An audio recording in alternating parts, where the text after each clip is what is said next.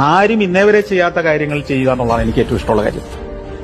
Different ആയിട്ടുള്ള കാര്യങ്ങൾ ചെയ്യുന്നതിൽ ഞാൻ ഈ ഭൂമിയിൽ ജനിച്ചിരിക്കുന്ന വേറൊരുത്തന്റെ കോപ്പി ചെയ്യാനല്ലോ. എനിക്ക് പിന്നെ അയാൾ പോരെ.